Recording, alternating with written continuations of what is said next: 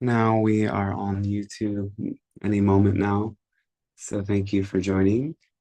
In a moment, I will put the link to join the Zoom in the chat box, which is always the first thing that happens. And following that, I put another link there, and we'll get started in a minute. So I haven't fully decided what the new year is going to look like, but there will be a return to weekly sessions on a day other than Tuesday. We're just going with the Tuesday because it fit the holiday calendar most perfectly. And you could also say that 2025 was a 9 year, and Tuesday is Mars Day, and Mars carries the energy of 9. So that's about endings. So it only fits that we open to the new year on that sort of a day. That wasn't planned, however. So you have the link to join the Zoom on YouTube. You have the link to the website. I do personal channeling consultations, and I have a channeling course and a number of books that you can find on the website. We'll dive in. Make sure you're muted when you're not speaking, and popcorn style questions, prioritizing the questions in Zoom, though hopefully we have some time on YouTube as well. So enjoy the transmission, and I'll see you on the other side.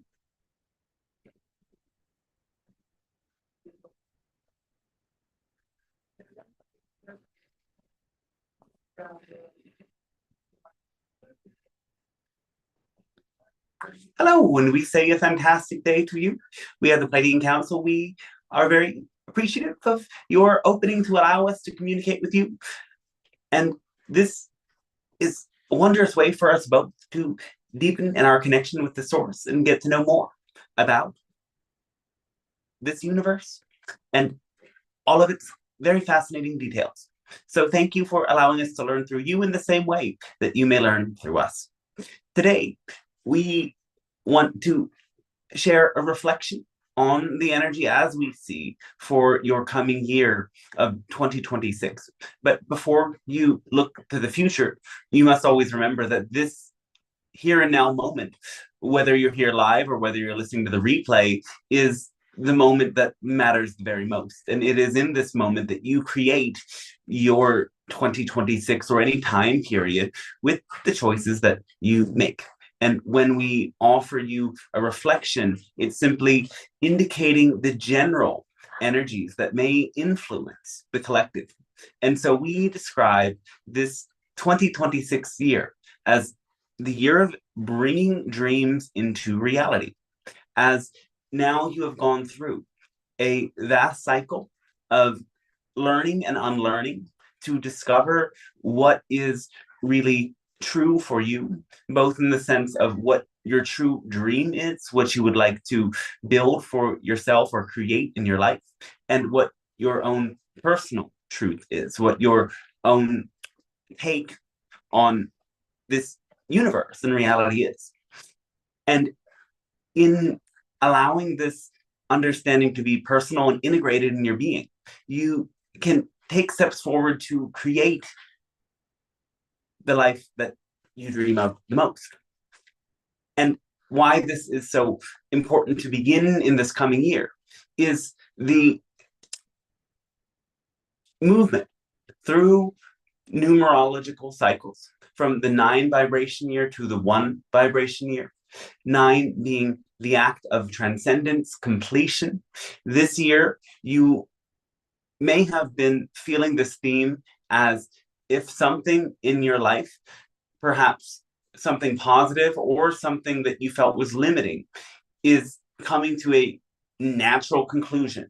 You're no longer necessarily interested in seeking that same intention, or you have come to be very clear that there's a new higher octave of your past trajectory that now integrates your core initial intention, but with such an increased and expanded level of awareness that you cannot say that it was the same as what it was before. And this realization comes to shape what your one vibration year becomes, as the 9 vibration is about letting go of and going beyond. In the 1 energy, you set a core intention for where you may wish to be going. And of course, this coincides with the meeting of great bodies of energy in your solar system. Saturn and Neptune, the planet of realism and the planet of dreams, coming together at this crucial time of a switch between cycles. And in this way, you're being invited to look at the distinction between what is real and what is a fantasy alone. Now, of course, we have always taught and will continue to teach you that using your imagination to get in touch with your own preferred experience of reality is the path to create that reality. Yet, this cannot be done as a way to deny the experiences of others or the shared stage of reality that is constantly co-created.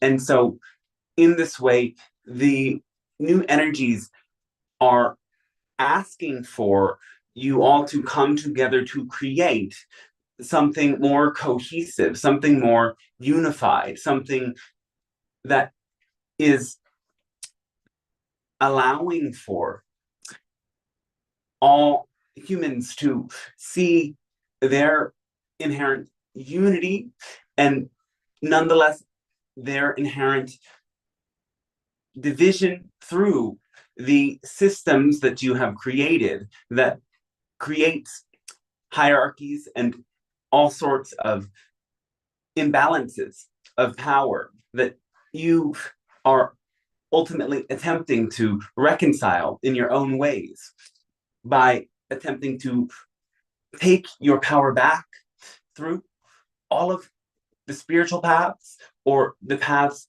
of creativity or the paths of even manifesting in the image of a life and the comfort in your life that you believe will set you free.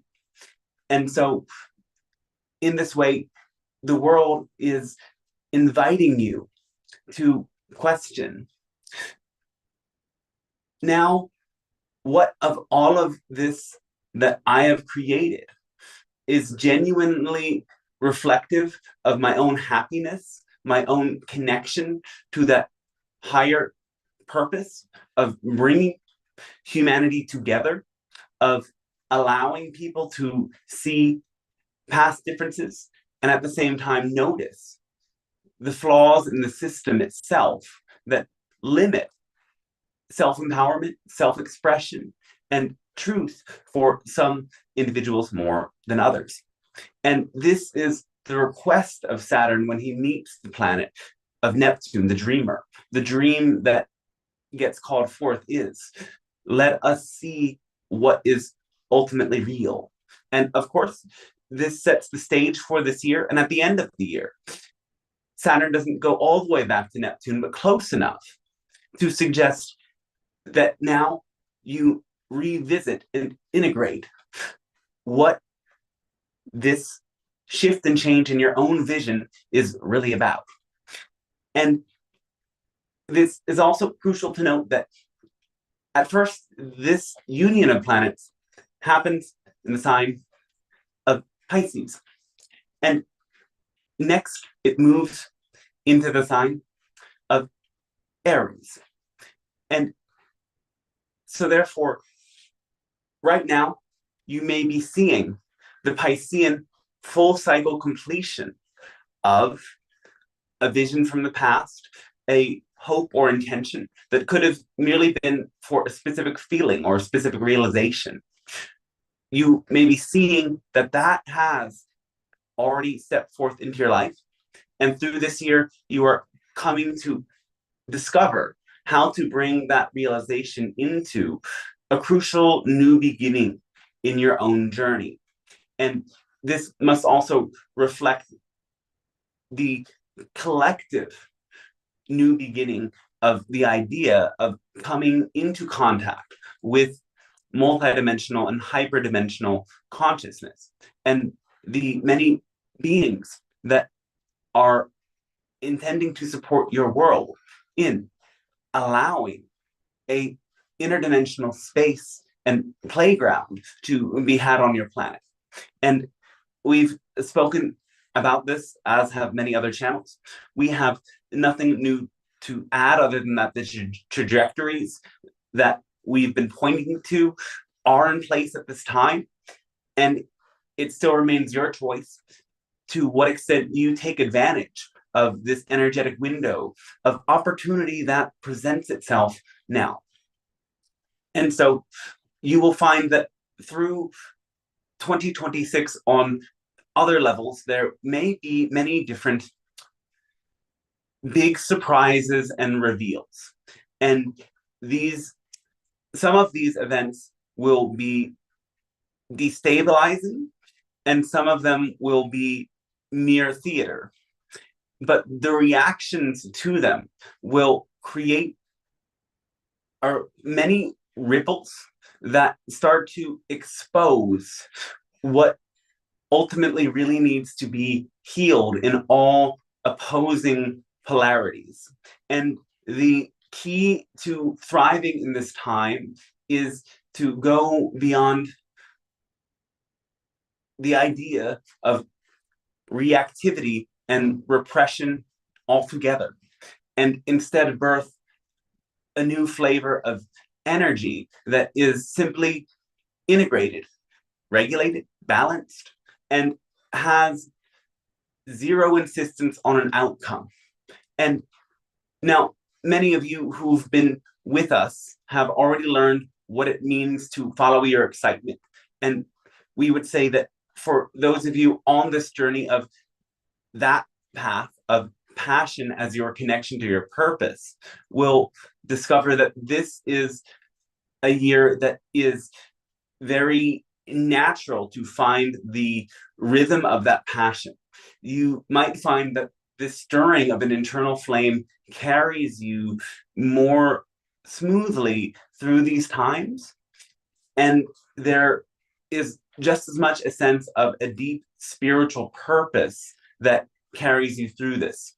There will be a fluid way that you come to find your voice. And just as much, there will be challenges along the way when you meet opposition and you start to break illusions that others may not feel ready to be exposed to at the moment that you expose them.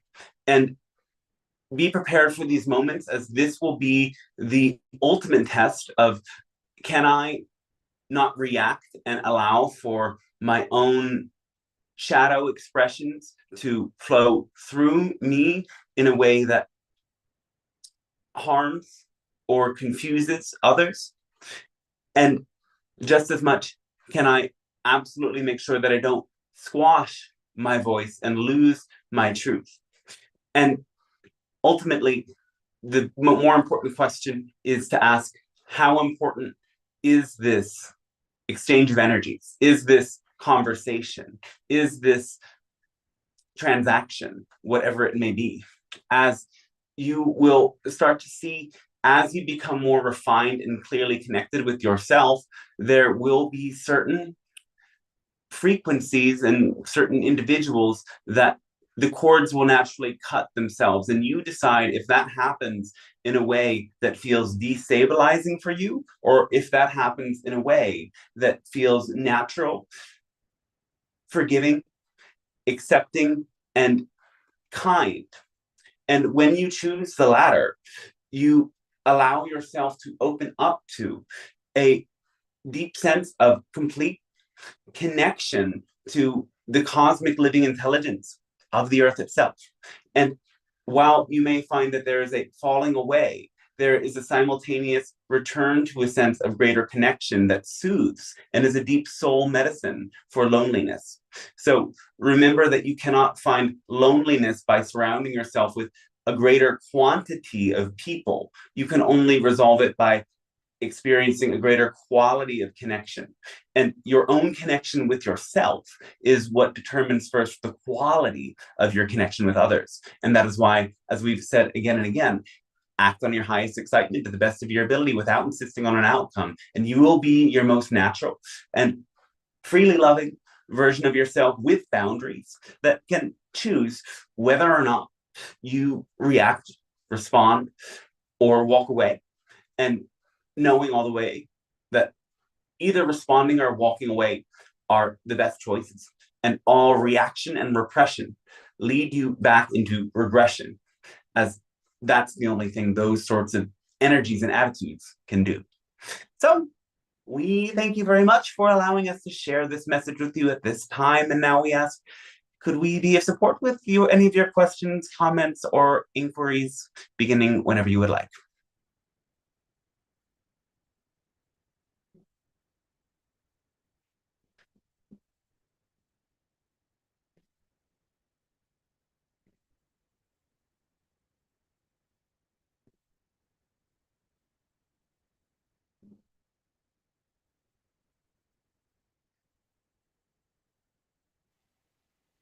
Hello, Pleiadian Council.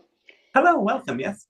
Yes, thank you. So, as usual, I have a million questions, but the one that's really popping out now is I was told recently that I was recruited to come here for exactly this time in humanity's history. And I wondered if the souls, first of all, is that true? And if it is true, the souls that were recruited or volunteered to come here at this time, why? And is that a reference to the 144,000? Are those the recruits or the volunteers here at this time? Well, our take on this is that, yes, you were asked to come here with a purpose, and you chose this particular time because you knew that this was the greatest window of expansion and opportunity, as this period of time on your planet marks a radical shift in consciousness where you literally come to live within a different dimension. And this does not mean you're literally disappearing and reappearing somewhere else. It means that your consciousness is fundamentally shifting to allow yourself to experience simultaneously energies, information, and connections that are outside of the flow of linear time. And it is ultimately about waking up to the understanding that linear time is only one aspect of your existence, and you can simultaneously be connected to something that transcends it. And that force or that source in the higher dimension can be experienced through the coherent, grounded presence of an open-hearted state. And that is ultimately what the shift from one dimension to another means. But for this to happen, there has to be many cycles of expansion and contraction. It's like being pushed through the birth canal. As anytime you have to move from one state of consciousness to another, either individually or collectively, there is the intense release of the tensions and the limitations that keep you believing in the illusion that linear time is the only truth. And note that we're never saying that linear time is not real. It's one dimension of your existence when there are many that overlap with it. So this window, again, has birth contractions. They are birth tremors. And that means that there are waves of grief and release and shock that are beyond what your ancestors have experienced, but this is necessary for your consciousness to be able to hold a different sort of energy. And all souls who came in at this time knew and agreed to the fact that you would be going through this birth canal now. And in a sense, yes, you could say that you volunteered to show up at the most climactic part in the whole plot. But on another level, you chose this because you knew that this moment was the greatest possible moment of expansion. And that offered the greatest sort of reward. Knowing it would be challenging, yes, you can liken it to the idea of showing up as a volunteer for a great act of service. But don't take this so far to think that you have a mission to become something or someone specific, copying another person's brand of energy healing, light work, or anything of this nature in order to be serving that purpose. Again, your purpose is to be who you are. Thank you. I really love that. And it definitely resonated for me when somebody said that. Like, I do past life regressions and quantum healing. So like, I know that I wanted to come here, and I also know that I wanted to come here for myself and my soul purpose as well. Just like when people say, well, I want to be a healer and I am of the angelic frequency, you know, well, would you want to be a healer if you didn't get all those accolades, right? The accolades of being a good person or something like that. It's both. Yes, that is the programming that you will ultimately come to transcend in a new time. It's part of what keeps your consciousness stuck in the concept of time. And in this way, it's important to look back at where did all of this programming originate? And we say it is the concept of a confession ritual through the Christian religion and the religions that grew with it and were essentially its origin. The idea that you have to admit to your failings before an authoritative, determining evaluator.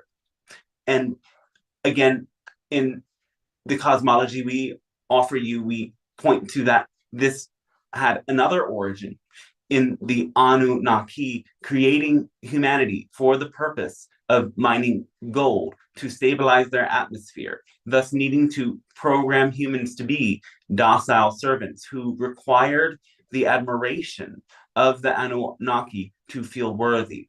And so this repackaged code continues to play out and influences those who follow on a path of spiritual seeking, creative seeking, political seeking, all sorts of seeking an identity, seeking a self, is flawed in its reactionary stance against the whatever it perceives as immoral, and to find approval in a definable circle of the correct and spiritual good people. And this whole concept has people continuously shaming themselves or blaming and pointing the finger rather than noticing that everything is more complex than good and bad, and all have the potential to be both angels and demons. And if all is essentially one, there is a oneness between the angels and the demons themselves. The source had to create duality in this world in the first place. That is why you see things through this dualistic lens. It creates contrast. And so whenever there is a brilliant light, there is a shadow that exists of its opposite form. So if there are angels and you're connected with them, it follows that you must be just as connected to the opposite frequency. If all is one, the potential for all exists within all. Yes, I'm learning that. But what about the part of the duality that, I mean, I don't know if I would have done all of this work in the spiritual sphere if I didn't have the goal in mind, like to make a living, to prove to other people that I wasn't who they said that I was. Do you know what I mean? Like that's kind of baked in that that's how it would work. Now I'm at the level, I'm like, okay, now I understand the game here as much as I can at this point. But Yes, doesn't that game serve a purpose as well? but go on. We would say that everybody has to learn through the game because that's the way that your system has been set up. But continue. Oh, I guess I wanted to know what you had to say about that, what your thoughts were on that. Like, I'm always curious, like how it works, how everything works. Yeah, I just hang on every word, honestly. So, Yes. Well, certainly this is just as programmed into your employment systems where you have to your worth by proving your capacity to support usually another person's vision, but many of you, yes, find your way through sharing your own spiritual healing powers, your own creative visions, your own strategies and insights. And this is very helpful in returning to your own essence, though just as much you can find your way to freedom, whatever path you choose, whatever path works for you. And all of the learning brings you back to noticing that, yes, you do have to become capable and demonstrate your capacity to support healing or improvement or gifts in some way to others. However, what ends up limiting you is when you think that the intention for doing it for the greatest good of all means that it has to be for everyone. And this is where many people lose themselves because they, instead of thinking about who they are and their own audience and calling, they create an image of every man that is subject to their own projections and their own subconscious beliefs about what every man is. And in doing this, they aren't actually delivering the message to the ones that are most resonant with them. Instead, they are calling out into reality, every man, come here and see this universal truth. When, yes, what you might be showing and creating in your own expression is a universal truth. It is your own rendering of it. It is your own channeling of it, essentially. Whether or not you call it channeling, the mechanisms are similar. And you get to then create it for the people it's for the purpose of being yourself and trusting that you know who you are and it will resonate with people it resonates with because it resonates with you. And many of you will get there only through the sort of people-pleasing journey of making your work or your content accessible to everyone until you ultimately find who are the people that have resonated the whole time and you let go of trying to please an audience that was never really for you. And this is also where you snap out of the confession rituals and the proving, because you no longer need to speak to those who are not in resonance to convince them. In fact, your own natural conviction in who you are becomes an even stronger talking point that doesn't have to argue anything. You just are, and the message is clearer than it's ever been.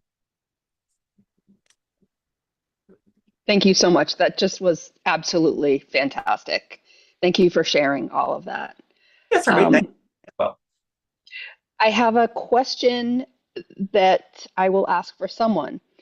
yes. From your perspective, what are some of the things or potential in 2026 that makes you most optimistic on behalf of us humans? 2026 is a year that's a lot about exposure. And so you will be seeing many things that are shocking, but many of the things, while they create a lot of ruckus, are not things that are necessarily new. Many of them are actually things that are hidden in plain sight. And in fact, many of the things that people will start waking up to are ideas that have been echoed and talked about in smaller circles for a period of time. And suddenly these ideas blast off, and there is a sense of widespread disillusionment, realities shattering, old paradigms starting to appear as incoherent. And you have the power and the potential to expand that in your own way. And all you have to do is follow your excitement to the best of your ability without insisting on a particular outcome, being yourself, owning your truth. And when you get glimmers of some of this exposure that we're talking about, point it out and have a good laugh at it, as that will carry the most resonant and coherent frequency into your futures.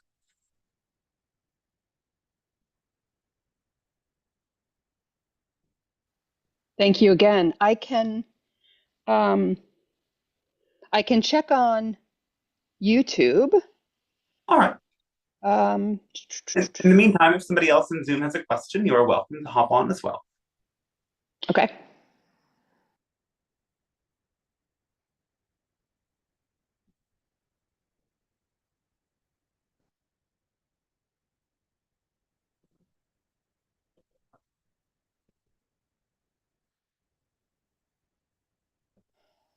No, there was just someone. Hi, Pleiadians, haven't been around in a while. Do you have a message for me? That's it. We don't answer vague questions Yeah, anymore. I didn't think so. Yeah, I didn't think so. So that is it. Is there anyone in the Zoom room that has a question? I would be happy to ask it if you do. Hi, I have a question. Yes. It's about the different dimensions, and I was just having a think. And is the 12th dimension source? Because I was like, for example, if you had like an avatar like that you look up to or something like that, what dimension would that sit in? Because I thought 12th was source, but I got confused. Know that much of this is in the realm of theory and translation. So you will find many different maps of what the dimensions can look like. So work with both metaphysical and scientific maps together to get a coherent reflection of what the different dimensions are. We would say that the best way to explain dimensions starts from where you're at up. So if you live in a body of consciousness that operates from the third dimension to the fifth, and obviously includes all the rest, but this is the area that you are most capable of being aware of. You would say that the third dimension is your awareness of physical time and space. The fourth dimension is your awareness of the different timelines and time variables. When you start to access this level, you notice the power of memory, pattern recognition, and imagination as being part of what creates and shapes the past and the future from within the present. Waking up to the fifth dimension is waking up to the inherent nature of unconditional love and light that is the backdrop of reality and is in that way your own human connection to the source. The sixth dimension becomes a space of a sort of geometric overlay of the lower dimensions that keeps things in space. The higher dimensions become more luminous, ethereal in their nature, built of light, vibration, empty space and the spaces in between. And so we would ultimately say that you don't need to be so aware of what goes beyond this frequency of unconditional love and the fifth dimension to get it. And sometimes if you attempt to look too high, you don't notice what's right in front of you. And that is ultimately what's most important. Okay, that makes sense. Thank you. Yes.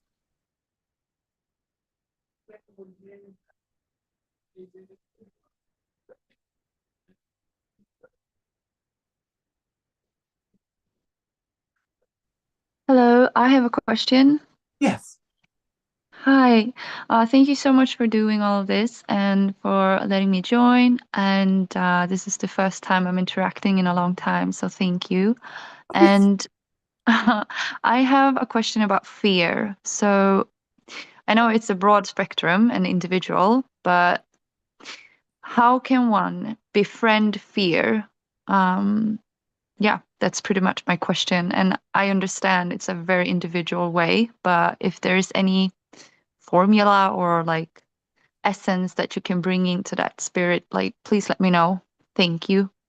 Well, fear is just your body attempting to protect itself. Yes. Yes. So when you feel fear of something, it can be that the situation itself is threatening, or it can be that it's just an echo from the past, and it just as much can be a bit of both.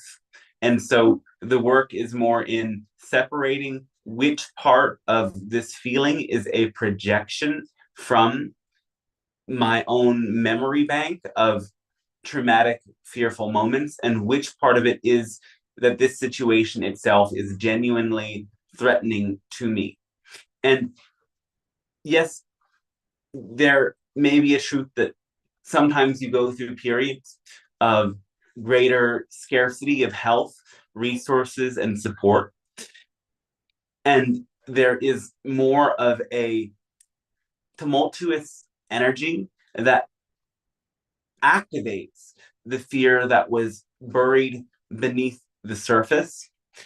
And in these states, it's important to own that this feeling is actually there to make sure that you don't end up in some of the same dangers that you experienced before. And working with it is not to deny it, but to allow that fear to move you towards what feels more safe, grounding, and secure. Wow, yes, thank you. That makes sense. Thank you so much. Thank you. Yes, something more on this. No, I think I was just thinking about how to move in life without feeling the fear of taking the next step, like how to turn fear into courage. Well, remember that courage is not the opposite of fear. Courage is the ability to do what you love in spite of the fear that's present. And so the moments of your greatest breakthrough and your greatest mastery happen when you are genuinely in that energy of courage that holds space for fear and acts regardless of it. So it's in saying the difficult thing, becoming vulnerable in a way that's challenging. Many of you experience it in moments where you might get in the hot seat with someone on a group call like this, or you might feel it in moments in which you come into contact with someone that appears as a great authority. You might feel it in moments when there is a sense of uncertainty. And in the face of uncertainty, you have to ask yourself, how much do I actually need to know what is going to happen? As learning how to trust in your own resourcefulness is very key in developing this courage. It's knowing that regardless of what happens, you have the ability to find ways to meet your needs, even new ones. And so allowing this courage to be present isn't forcing fear away. It's just learning how to hold space for that fear and move with it. And sometimes if you are very nervous and afraid, you have to speak to it first.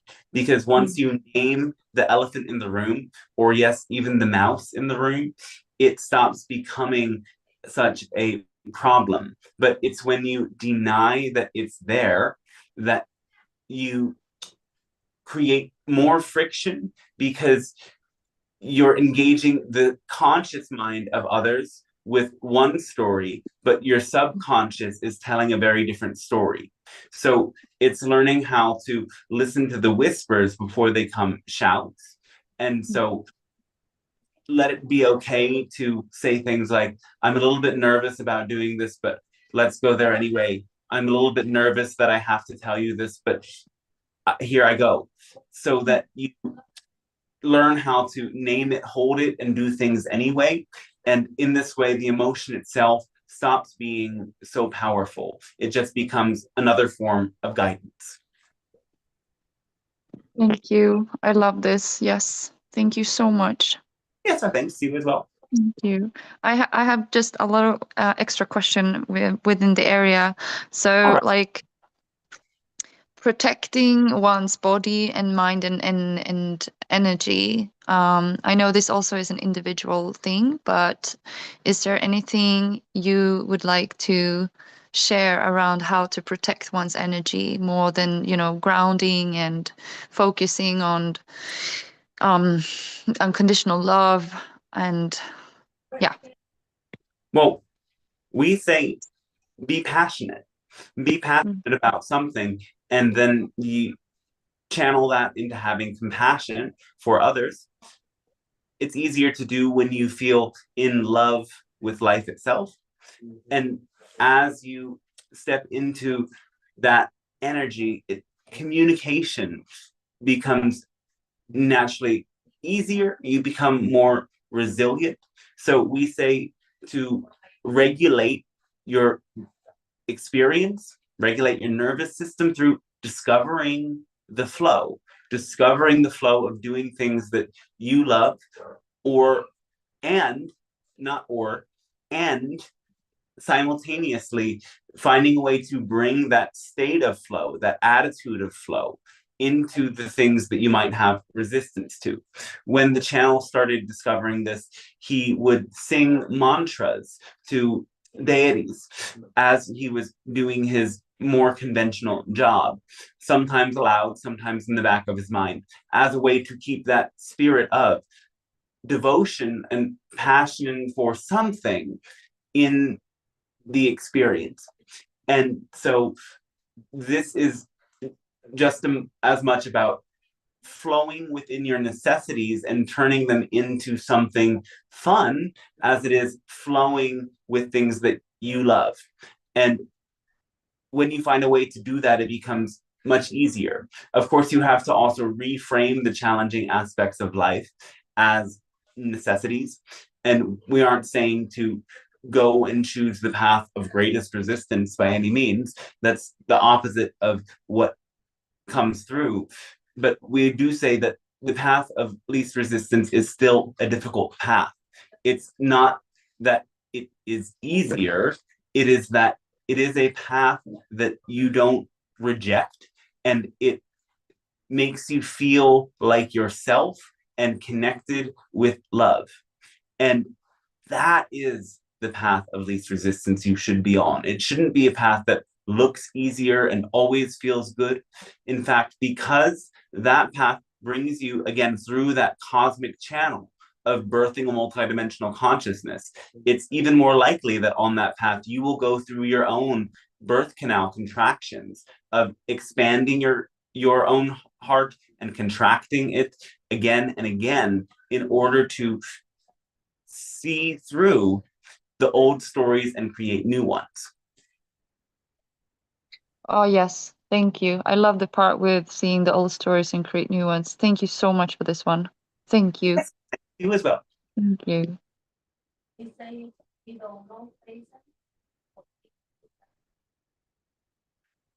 Hi, Pleiadians. Hello, yes, welcome. Hello. I have a question about my current periods. I'm in another country here, and I feel like in all these periods, every, let's say, shortcoming that I have, it's emphasized. Everything is amplified. And I'm just wondering what is the point? What is the idea about this few, let's say, few weeks or maybe months? Well, what are you learning about yourself through this experience?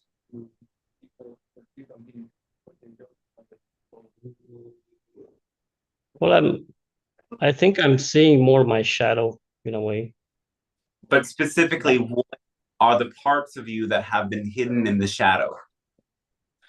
I don't think it's so much. I mean, it's not necessarily something new. It's just very much like standing in front of me, and I need to pass it. I need to get out of it. Like, for example, like I have days where I'm very lazy and I just cannot move forward. Like I just cannot do the things that I should do in a way. Or Because you are obsessing with the idea of a shadow itself? if I'm obsessed with the idea, Yes. I wouldn't say I'm obsessed. When you stand in the light, where does your shadow fall?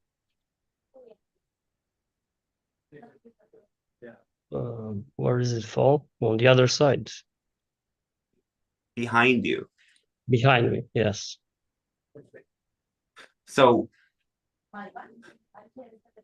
this shadow is only what is not in the light.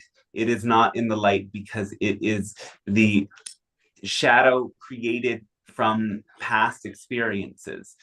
And you don't need to force yourself to change these scripts through an inner work that can be helpful, as we've said, to investigate your belief systems. But it isn't that you can sit in your room and investigate your belief systems for weeks on end and then you solve it. It's that as you follow your excitement, naturally do what you love, the belief systems themselves will be exposed. And in that exposure, you have to come to terms with a lack of understanding or a sort of naivety that shaped your past, that developed these so-called shadow behaviors in the first place, and deconstruct the beliefs at the core level. So we don't even like to work so much with the idea of light and shadow work. We simply speak to the idea of passion and belief systems because it keeps you out of the binary and the good and the bad and points to the actual mechanics. Passion with genuine attention to detail and non-attachment gets you there, period. Your belief systems determine how you act, and therefore they determine the types of experiences that you have, period. You decide if that's good or bad. You decide if that is acceptable or not. And if you can't accept it, that says more about your own beliefs than it says about necessarily the fact that it is shadow. Why is it unacceptable to you? What about these patterns is not acceptable? And if you can understand that attitude and belief and where it originated and choose to find or create a narrative that counters it and naturally leads to empowerment and connection to others with compassion, then you snap out of shadow and you realize that it's been behind you the whole time. You're just looking back to get it. But again, if you always keep looking behind you, you'll always keep regressing into the past. So when you look to the past, it is ultimately to be a return to the present, to tell a story about how you want to shape the future in the present. Yes. Yes, now thinking about it, at times, I mean, other times it's kind of is a tendency of mine as I observe it to look a lot in the past. And I think it's related to that, what you said. And I found here in this place where I am now for a short time in a foreign place, I even found some symbols, like it was a book or something that I read the title, and it was about not overcoming some things, some past things. And I tend also to relive some contexts, some specific settings, and they brought up the same uncomfortable states and some pain. Recently I lived some pain. Yes, and Yeah. this retelling of the story is an important part of the process, though you have to ask yourself, how am I framing my return to this past? Because it serves you when you look for the gold within it. In these difficult experiences, there are lessons that can help you to see how to avoid certain behaviors or certain choices or even certain spaces or connections to particular archetypes and levels of consciousness. And as you understand these lessons more clearly, then the haunting emotional echoes start to become, instead, a source of inspiration for you to own the importance of that lesson. And that lesson then becomes a part of your identity to replace the past. It keeps you focused in the present, and instead of noticing that you are losing something due to a traumatic experience that robbed you of life force, vitality, connection, or understanding, instead you are being shaped in a positive way by a negative experience because you're seeing the details and the pieces of the puzzle that experience gave you specifically that you would have never had you not gone through the experience. And that isn't to say that the emotional echoes or the trauma doesn't take time to resolve, but when you have that understanding and that attitude, you resolve it faster and you don't go chasing shadows. Instead, you see lessons in all of the places where the light doesn't reach. Mm-hmm. And this, just shortly, if you can say something about this trauma or negative experiences, when did those happen? I mean, if you can put it in a way, what kind of lives? Not just frame trauma as one situation, as doing that often creates a stronger attachment to an identity. Instead, look at the ways that systems and the systemic beliefs that are communicated through systems have prevented you from fully expressing your own truth and your own love.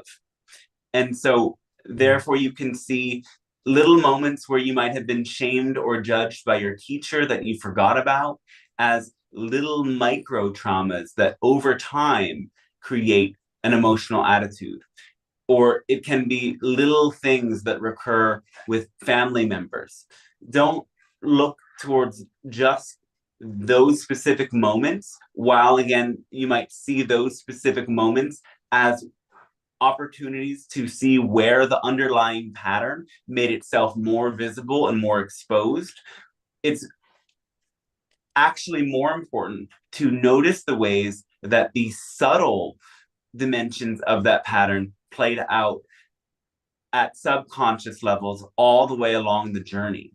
And when you come to understand the spiritual, social, and cultural programming that holds you back from having a self and having a inherent connection with the loving source, you will then break all of those beliefs and simply be okay with things as they are, even if it means you have flaws and sometimes you make mistakes. You recognize that the people that are most resonant with you are most forgiving of those little shortcomings because they see the specific frequency and energy that you are delivering onto them and the great and vast importance that it holds. Yes, got it. Yeah, it's something that in a way snowballed bigger and bigger because I kept looking at it and I didn't move forward. Let's say, in a way. Looking at it, but as long as you look for the lessons and not put yourself in the place of being victimized or reliving so much of that pain. When you see the lessons, looking at it will be a liberation. But you have, in order for this to be real, you also have to come to a place where you can give voice to these patterns without flinching. So it can be that a more relational level exploration of having open and honest communication about some of the things that you feel resistance to within yourself. It will be a necessary phase of this exploration, but make sure that you choose the people who resonate most with you for these types of conversations, but know that they are just as much a part of the process, if not more important than all of the solo introspection, you could say. Okay. And another question, it's about a recurrent dream that happens once in a while for a long time. You know, with the symbol of it, not that all the time is the same.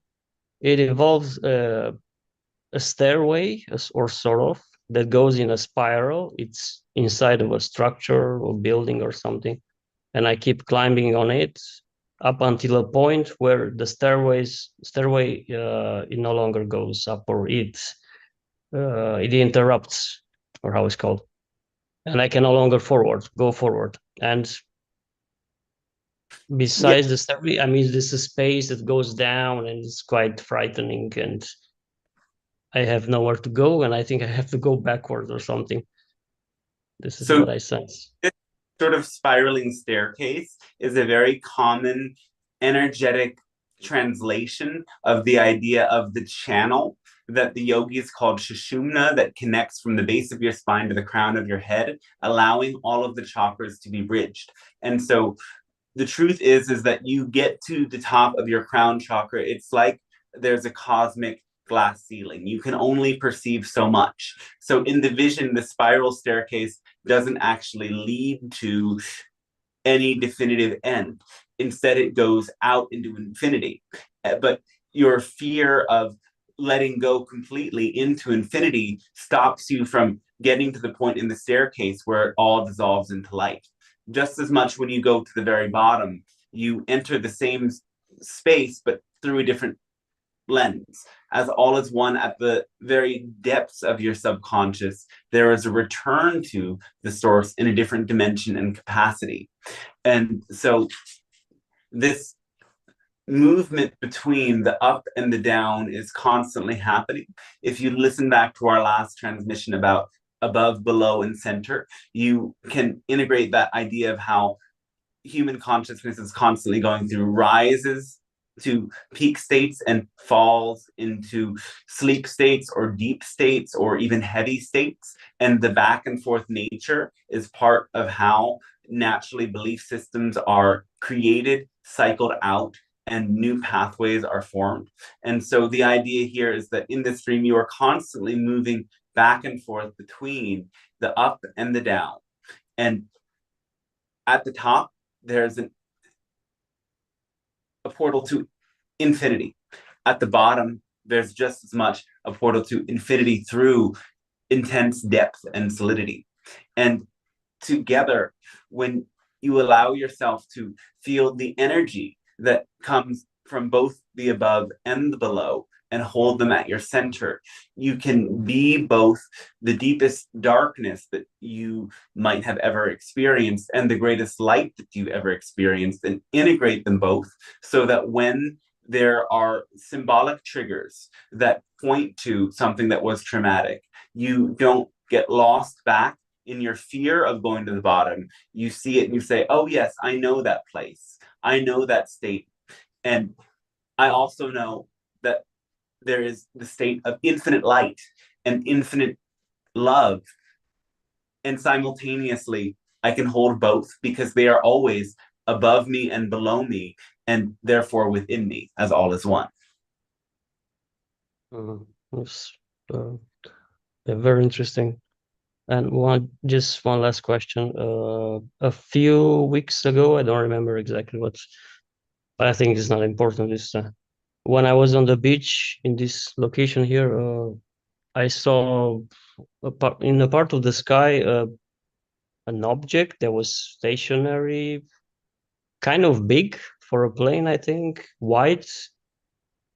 And when I looked after a few seconds, it was no longer there. And I'm not sure if it was some light from some structure or human structure, or it was something else.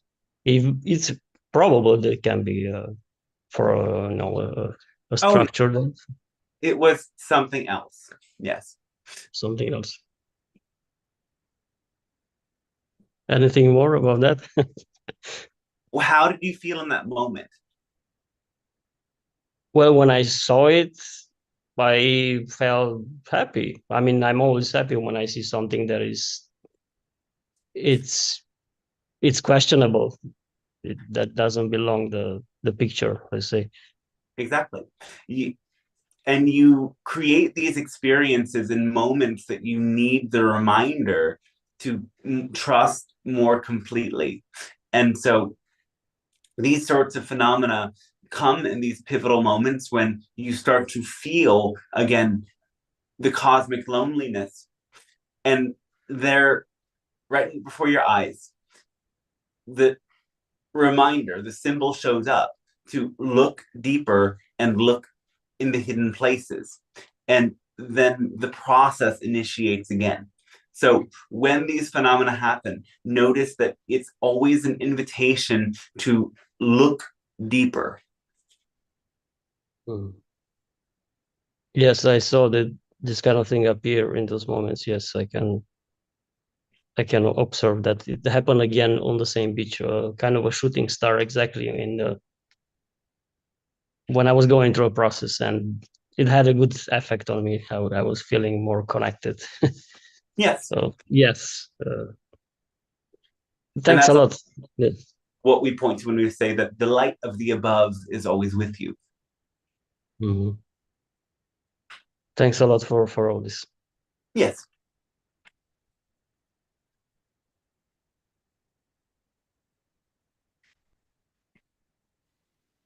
Okay, I have another question that is in the Zoom chat.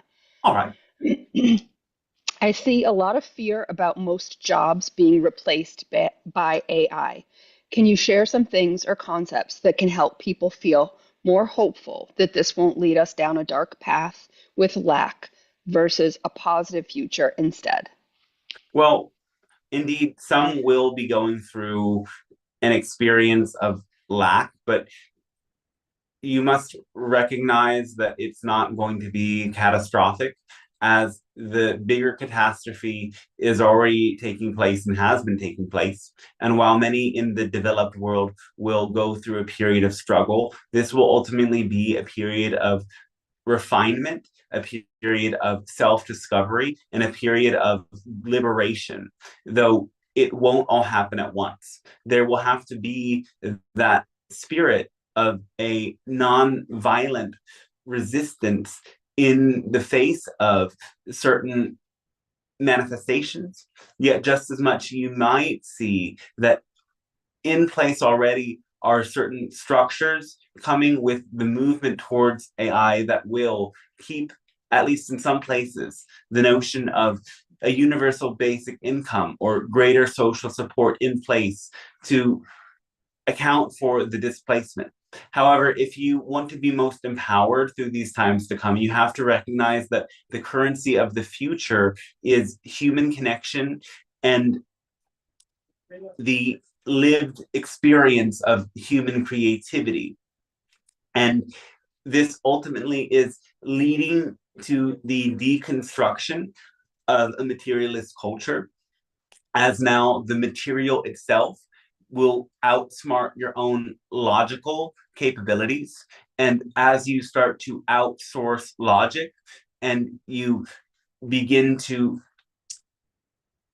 see the capacity of your own mind reflected in the mirror of technology, you will have to question to yourself, what does being human really mean? What does being spiritual and creative really mean? And in this way, as so much content will not necessarily be just created by AI, it will be influenced by the highly robotic and ultra logical, polished thought forms that AI imprints. There will get to be a certain point that you feel a great sense of cosmic ennui with the era, and people will gradually move more towards those sorts of beings that offer genuine human connection, as it is going to be ever more important to feel that frequency of energy in a world that starts to robotize so many things.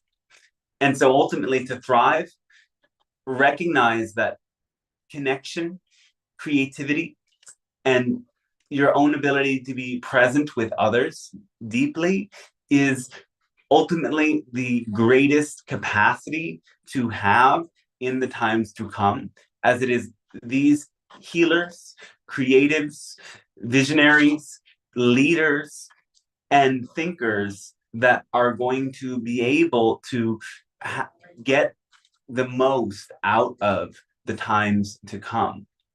And it is really the people who are most machine-like already who are going to be replaced. And if you really get it, you will see that that is a good thing, even though, of course, there are many disadvantages and misuses of technology, as there always has been since your internet was created, that are potential. And yes, it's okay, in fact, that AI is being demonized and turned into a scapegoat by many at this time. In fact, that is just as much part of the process, but we will always say, fear not.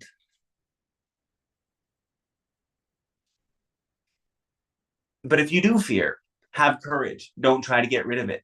Get curious about it. What are you afraid you are actually going to lose? And for many people, it is the idea of their own autonomy. And the truth is that the computer can never force you to do anything, and neither can anyone outside of you. You always have agency. And certainly in the times to come, people are going to stand more together in many ways.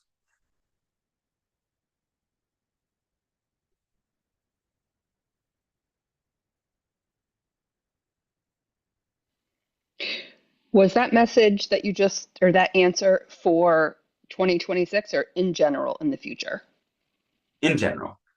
Yes. Okay. That is a long-term message, not necessarily specific to 2026. You might see that there's a lot of continued fear-mongering of AI at this time.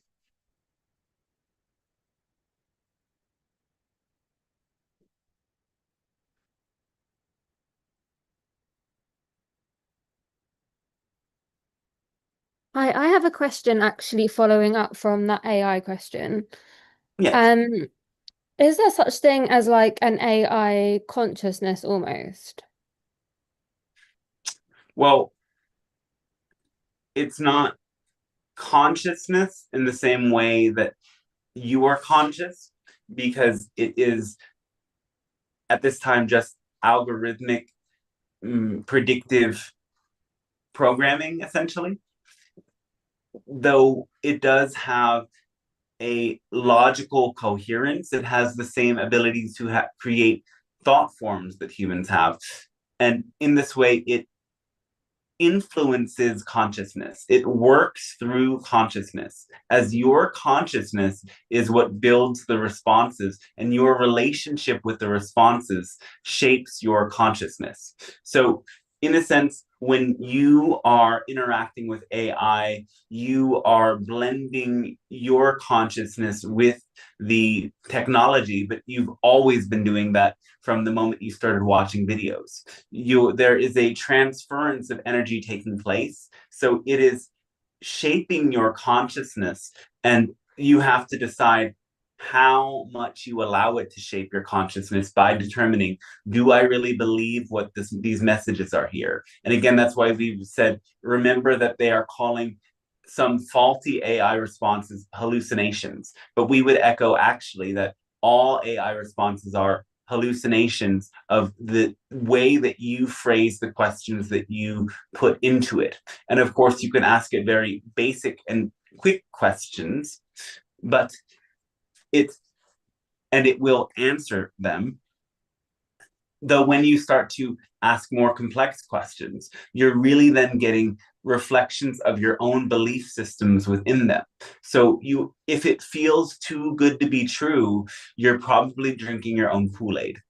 But if it feels clear, empowering, and allows you to feel a sense of compassion for yourself and others without a sense of elation, then you probably know that you're using it in a balanced and nuanced way. Okay. Thank you. Yes.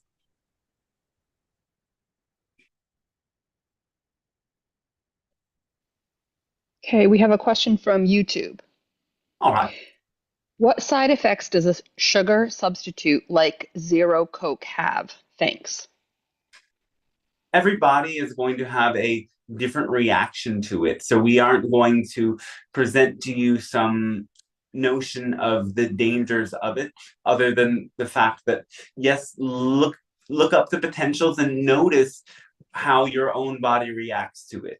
We would say that in general, it's not the best idea, but if your belief systems tell you otherwise, then see what happens. You most likely would not suffer too much from it as long as you didn't have it more than once or twice a week. Though more than that could start to have an effect, most specifically on the digestive tract in some small capacity.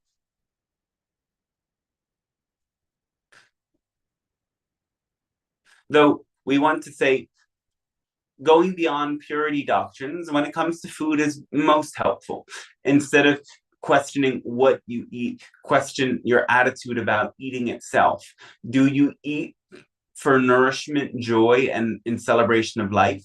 Or do you eat restricting yourself or making sure that you are safe? As food ought to be a realm where creativity and joy and naturalness come into play. Yes, it is important to be aware of the origin of all of your ingredients.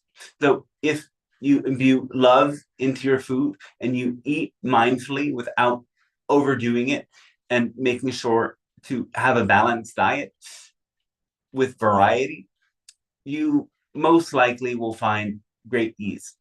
As yes, most of the different disturbances that you face are, first of all, emotional in their nature.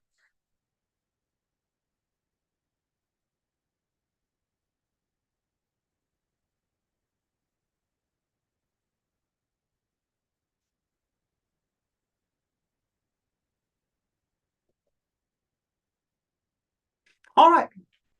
Well, we think that will be enough for this transmission. We thank you very much for co-creating and coming together. It is always a pleasure for us to meet you and share these experiences and these messages, and we hope that they will support your world in incredible ways, and you may integrate them and start this new cycle with a great celebration and a celebratory release of the old story and the deep and passionate embrace of what is new and what is yet to come. Defining yourself through honoring your deep intentions while understanding what shapes those intentions beneath the surface, and radiantly allowing your own heart resonance to call you to the path of your own co-creation with the source and with those that you love. Our great thanks and unconditional love to you, and we will catch you whenever we catch you again. Thank you. Thank you so much. Okay, how was that, everybody? Very cool. Glad to hear that, yeah. Yeah, very, very cool. I'm looking forward to 2026. Thank God. Yeah. Make it a Yeah. Hi, Simone. Simone, you're muted, just in case you. I didn't know if you wanted to say something. No, I just wanted to say thank you so much. Oh, except my dog is in the background. That's why I'm also muted. She's saying hello to everybody. She's Woof. here and howling. Yeah. Thank you so much for this. It was such a long time since I met the Pleiades and had this session. And I realized that it's so important to have these gatherings and to be reminded that there are others. And it makes me emotional. And I've been longing for this type of connection with all of you. So thank you. Thanks for joining. Yeah. Yeah. Yes, Thanks I'm so very, much. very thrilled that I caught it live. It's good to Yeah. see you. Well, good to see you too, Simone. Great you're here. Yeah, no, it's really cool. I'd like some more information about this path of the Master's Modern Day Mystery School. Oh, that's cool. Thank you. Yeah, I can email you, I guess. Totally. Here, I'll put it in the chat. I'll put it in a chat for you, so Oh, you can sure. just cut it and paste And it and all that. also Yeah, drop a we'll do that. comment on the YouTube video if you want other people to see what you do as well. I'm figuring this out. I haven't been on Zoom in a long time, so I'm okay. Okay, Well, here we go. I thanks. think I might have got this. All right, so I'm going to send this directly. Anyway, I'm Great. figuring this out. Okay. Yeah, just if you want to Thank like you. drop a comment with your Oh yeah, why don't I do that? yeah, on the YouTube No, here, video. I just sent it. I'm just sending it directly to you. Okay. That's my email. I sent it in the chat for you. You can just cut and paste it or whatever. Okay. And I'll put Path of the Masters Yeah, I'll figure it out. I open them all, but dot info for yeah. everyone. Yeah, So, you can all email if you want. There we go. And yeah, Dante. yes, those who want to check out Heartflow Transmissions homepage, and you can sign up for the email list that lets you know when these are happening. I will announce the 2026 sessions later, and you'll see here that I have sessions, channeling course is enrolling now. There's 4 books, and not all of them are even here yet. There's actually a lot going on in the department of writing right now, and there's a lot to come from me in this new year as well. It's almost like a very big cosmic rebirthing, cosmic birthing to these books and children, you could say. And this is about my sessions. And so I do actually like what I'm only going to really do Vedic astrology readings from now on, but I'm fluent in Western. And that's how I kind of have decided that I'm framing it, that I'm fluent in Western astrology, as that's where I've come from. But I resonate so much more with the Vedic, and it's more precise and it's less common. And I think that that's what I want to focus more on. So if you want beyond channeling, I do the Vedic astrology readings and one-to-one coaching, and these sessions are supported by donations. If you wish to support, you can send to the email on the website on PayPal or through another form if you reach out to me. And I really appreciate the support that goes into making these possible, covering the costs of Zoom and bringing us here together every week.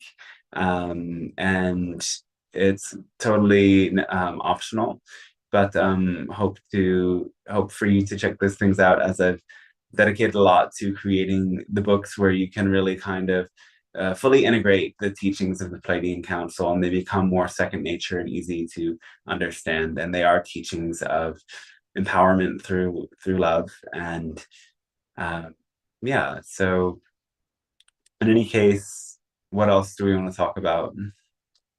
You have Very Venmo? good, Dante. With Yeah, sorry. I have Venmo as well. It's It's at, listed somewhere. Okay, good. yeah, At at Dante55. And you'll see a picture of me that's kind of old. I don't remember what the number is for the confirmation. there it is. Yeah. And what somebody else was about to say something? I just wanted to say, yeah, I very much agree with you with the Vedic astrology. I also discover is much more precise. Well, and I'm not per se an astrology like you, but I discovered it for some years now. Yeah. Especially not necessarily the Vedic one, but the sidereal system. I feel is much more better. I had a session with you some 2 or 3 years ago with the astrology and also channeling. Yeah. I don't know if you remember me. No, yeah, I remember you. I remember Yeah. I remember your voice as well. Like I knew you were familiar. Yeah, I remember. Yeah, from time to time I get on here. I haven't been in like 1-2 years, but yeah, so I very much agree with the astrology. I'm up for that. I'm also passionate about astrology, yes. That's what I wanted to say. Yeah. Yeah, I love it. I'm returning to it more. And I think why sidereal and Vedic is making more sense is because it's what we actually see in the sky, and the way that I interpret the omens that show up in life is like what's visible to me. So I think that from that perspective, like, a bird appearing on my windowsill means something, but like if we say that Saturn's in Aquarius when Saturn is still in Capricorn, like it just feels like gaslighting a little bit. Like it's like the sky, it's definitely in Capricorn. And I think that was where my like questioning of Western astrology was birthed, that it's like, why are we using numbers and times when we should be looking at what we see? So that's where the interest came from. And then the specificity of the timing of like, oh, here we know for certain that you're in a time period of this planet where this energy predominates. It's more like to the point and lived in the moment, whereas with Western, it's like there's too much information to come to a conclusion. And I like yeah, I mean, I like the open-ended approach, but I like also to really specifically answer a few questions in a way that feels empowering. And Vedic is easier at doing that. Yeah, and I think also our truer self is more related to the stars than the Earth itself. This is our bigger picture in a way. And that's what I would say. The constellations are actually more telling in that way. I mean, it's all one. We're stars, we're earth, we're bones. Yeah, it's true. Yeah. We're like invisible light quantum neutrinos like vibrating through our brain, electrons, who knows, stardust. Dante, have you ever had a past life regression or quantum hypnosis or anything like that? So a lot of the work that I did in with healers in Guatemala, like some of that was past life regression. There was different past life regression meditations, and then at a point, like I would just start having like memories and flashbacks during different experiences. So yeah, I've had a lot of that, but yeah, and still it's more sporadic now that that information comes to me than it once was. But maybe I actually don't think it's that sporadic. I just think it's like it's so second nature for me to like think about, oh yeah, like when I had that past life memory, like some of that energy is present in that situation. And like I want to, like, now that you asked that, I want to talk about the craziest past life memory I had. Was like I was like something like Egypt, and it was like I had a position of power, right? And then like there was something like something very bad happened. And it was my fault, but it wasn't my fault in the sense that I allowed someone to interfere. And as I was having this vision, somebody put their hands on the crown of my head. And so it was like the crown's being swooped from you. And then after this experience, or like they're interfering with the connection, right? And like after this experience, like before this experience, it was once told to me, like, when you're doing energy healing, you don't always want to put the energy directly on the crown. Sometimes it's like it's interfering, so like go to the sides of the head and not on the top. And I just feel like that itself is one that like I've come back to a lot in noticing like interference patterns. Like somebody is coming in between me and my own connection to the source in this situation, and like that's where the power is being lost and the empire is falling away. And I don't say this to like literally be like, we all have, you know, everyone has the memory of Cleopatra or something. Like there's so many people that feel like resonance with a universal archetype. So it's like I don't see the past lives as fixed as some people might see it. So I don't go around living my life saying like, oh, I am this from the other lifetime. But I think we all have that archetypal connection to some sort of those big experiences. That makes sense. Yeah, that does make sense. And of course, it's going to make me think about all of what you just said for a while now. But the main reason I asked is because most people, when they're going through the life in between lives part, is they're stars. Right, almost always. They are stars. So like we're made of the stars, we're made of the rocks, we're made of the whatever. And if I hadn't seen it over and over and over, I wouldn't believe it. No, I've had dreams like that early in my path where I was like I felt as if I was the sun or was a sun, and it was very cosmic feeling. Yeah, it's so much bigger than we know. Like some of us know more than others, you know? We can tap in better. Like also during the transmission, I was just so grateful for you doing all the work that's necessary to be able to offer these things, like whatever your diet is, your time, like all of it. And so I'm happy to be in a position that I can support you more this year. Yeah. No, thank you so much. I really appreciate that. Yeah, I really do. I appreciate you. That's all. Yeah. I want to touch again on the past life thing. I've had instances where I felt like, wow, how did I know that? And there's a sensation that accompanies that, you know? And like I've had here in Guatemala, this was several years ago, I was walking down by Sublime and literally taking a step, I took a step into another. It was still where I was, but it looked totally different. Yeah. Like it wasn't all built up and stuff. And that was one of my first, like, really conscious, I don't want to say deja vu is what I kind of called it. because it lasted for about 3 or 4 steps. And I'm always kind of looking for that, because I feel like I've experienced that many times, but that was like the first time that I was super like conscious of it. But so what I'm getting at is these past lives, as you know, I'm very much from the perspective of everything is one. We're all made out of stardust. We're all just vibrating at a different frequency. So we show up like we show up. And that has to do, you know, by what we think, say, and do. We create our own experiences and all. So these past lives, are they, I feel like they're occurring, but they're occurring now, but we're calling them past lives when in fact everything is going on at the same time. Is there a okay, so that's how I simultaneously, thank you. Yeah. So with that said,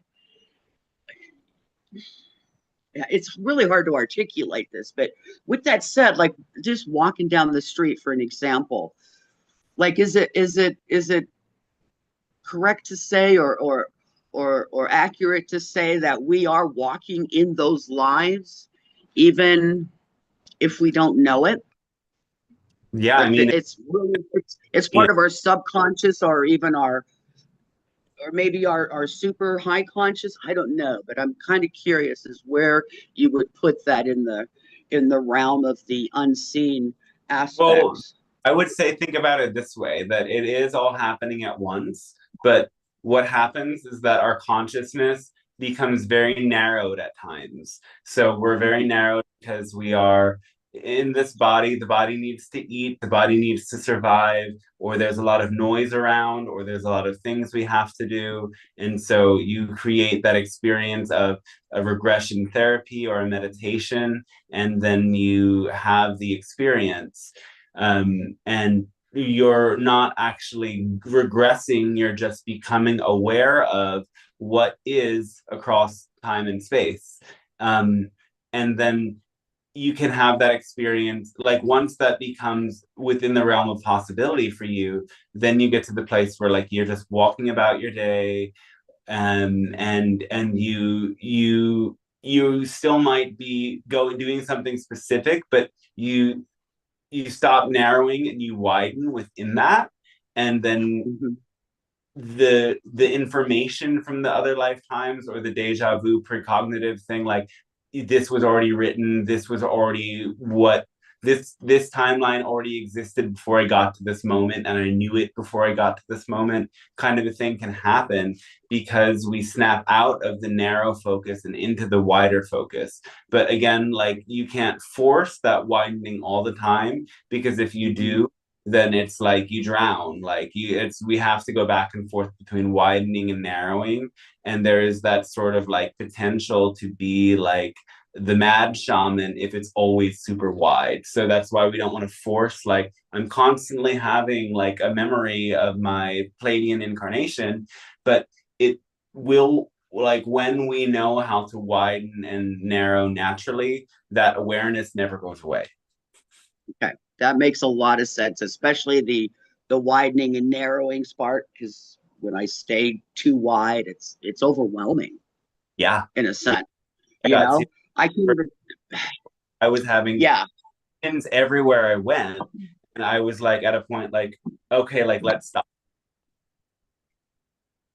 And one of the last visions I had was like of Odin, and like Odin asked me to, like, if I wanted to go on a great like ritual of learning mastery, and then like not long after that I was like, okay, like can we not do this all the time, because I can't have this much on a daily basis. And now it's more like I just have like a very like active imagination, so I'm able to get the information when I want to get the information, but it's more playful and it's less forced. Like before, it was like the seeking aspect of my attitude that I need to find the answer made the visions that appeared get really loud. And then I was just like, okay, like dial it down a little bit. Like we can't always be wide. And now we widen in there. But isn't it cool how it was loud, and we instinctively, we don't want to be around loud, So that was like, yeah, I like that. I mean, that's cool. I feel like that sometimes. It's like, yeah, I get that. I get it. It's really hard for me to articulate. That's what I love about reading your book. And I don't even think I've gotten to the last one. I'm still on your different drafts because they're different. They vary. But your articulation with being able to express those feelings and those things, it's really phenomenal how you're able to do that. Thank you.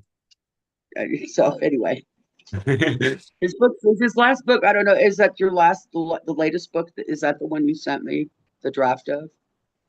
So that book, like you're like one of the few better readers. Like not many people have gotten that yet, and I might open it up to some people soon. Okay, well anyway, if he opens it up, it's good. It's really good.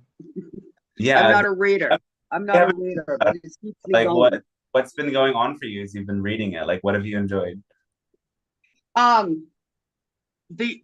thing that blows me away is your constant seeking for medicines, for hallucinogens, all these different experiences with all these different plant medicines. To me, that's super brave because I'm really chicken shit. I mean, it took me a year to talk myself into going to Peru to sit with a shaman in ayahuasca and a bunch of other stuff. But now I get it, but I'm not going to seek that out again. That's intense. And so based on my experience and the intensity that I experience, I can only imagine the multitudes of experiences that you have had to just, I mean, it blows your freaking mind wide open because it's, it's informative and stuff. So that's what blew me away. And it's like, oh my, I should probably be a little bit more braver. And not that I need to take plant medicines, but maybe spend some more time in some deeper meditations or something. But that was one of the things that really struck me, like seeking so intently for information about who the hell we are and why we are and what makes us tick. That's just really impressive to me. Thank you. Yeah. I mean, yeah, also like there does get to be a point in the book, like not necessarily a spoiler alert, but the necessary foreshadowing is that like there was a point where the need for like consuming knowledge essentially became problematic in its own right. That like I was learning, but like I was more focused on the knowledge than I was the experience at a certain time. Right. And eventually came to undermine me. And then that led to like the real integration and the deeper work. So there's also wisdom in not being as like reckless as I was in my past. Was it reckless? Also, was it reckless? It wasn't completely reckless, but there's some moment like, I wouldn't say any of it was reckless. No. But at a point it became reckless. At a point it was a little reckless because you're very trusting. That's the one thing I was like, fuck, man, somebody just pops up. Anyway, I don't want to spoil it, but for me, it was very, there's some mirroring there, and I can see those things, and it's like, okay, I remember. But that's the thing. Whenever the medicine, it was the people in between the medicine and me. Right. And at times that was good. And then like you experience it being good. So you're like, oh, okay, it's going to always be good.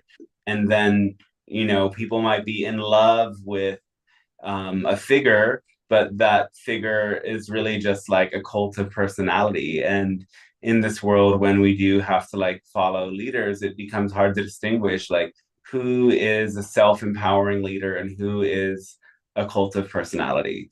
And I think that that's kind of what the book kind of leads us to learn, is like knowing that difference.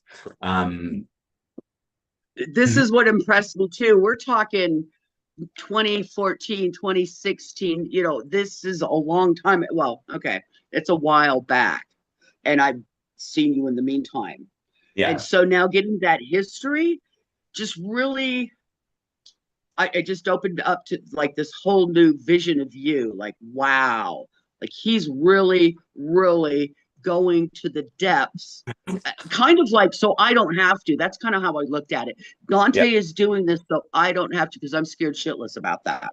Okay. So I'm just gonna say that I'm listening to one of my favorite new albums sometimes. It's called Ex-Military, and no members of the band were in the military.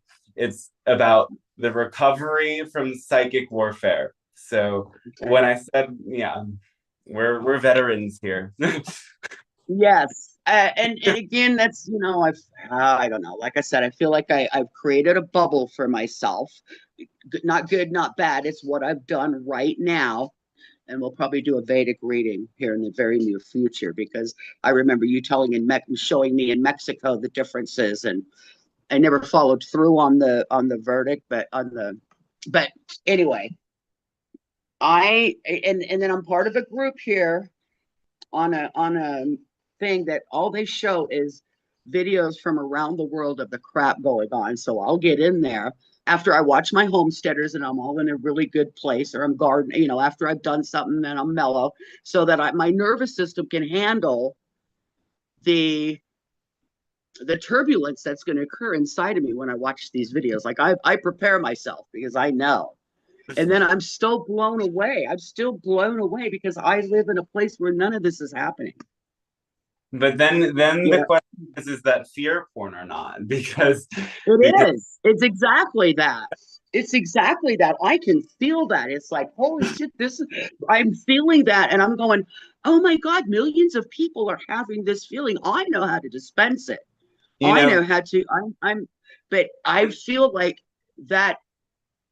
The 2020 F-Wick cleansing was like the thing that made me just stop going to fear porn, because it got to the level that it was just so intense that like I couldn't sit with these internalized images, and the internalized images were coming into my journeys, and they were like I was like reliving the things that I'd seen, and then I started to realize that everything I watch I come to relive. And so like I had to there's still like this desire for me to like look at the stuff, but it's only when I know that like the people that are portraying it are genuine deconstructionists that have no fear mongering left in their system, because then it's like it stops being fear porn and it starts being like breakthrough, and like just the intense loud imagery of it all, it often more than it empowers you. People in the streets raging about things. I just, it's beyond my comprehension. That's all. I can't. It's not that I can't. I won't put myself in that mindset, I guess.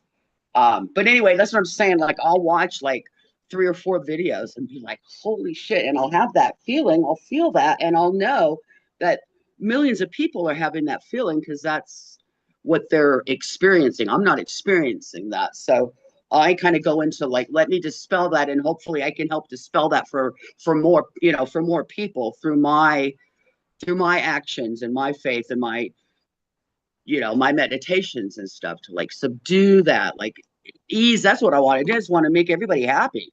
But well, yeah. You can't do that. Can't do that yet. I can't do that yet. That's I think the refinement that came through in the message now is like, yes, it's about unity, but remember, it's not for everyone. So we're not going to please everyone. We're not going to bring everyone on the same page. So it's about the people that resonate with the core truth, and knowing that it is a pure truth. Like when it really lands in our own reality, and we find it connects us with some people and restores that sense of love. That's all that matters, because the truth is like not everyone needs to hear the truth because they're going to get it. And so it's like about how we deliver it in a way that lands with enough sharpness that it's seen, but with enough softness that it's received. That it's heard. Yes. And I've gotten that. I've gotten that. I actually deleted Facebook off my phone. Yeah. Because I just don't need to see that stuff, you know. I get on here. Anyway, it's very interesting. I'm just very interesting hearing you and then, you know, going through my own things, and everything's fine. Everything's gonna be freaking fine. It's just gonna It look is. kind of crazy. It is. It's just I'm gonna gonna look hop crazy, off and now. some Yeah, people, Nice to see you. are gonna have a different perspective. Bye. got back, and we're going to go carry on with the day, but I appreciate everyone for joining, and thanks for Jody. Thank you for your donation, Jody. I just saw that so much, the gratitude for that, and thanks for helping with the questions again today, and thanks for everybody I for love it. your presence. And get on the email list on Dante or on whatever the website is, the Heart Missions, and you'll be informed when the next one is, probably starting on Fridays or Saturdays in the new year. So Thank you, Dante. Next year. See you next Thank year. you. thanks. Thank you so much. Thank Bye. you.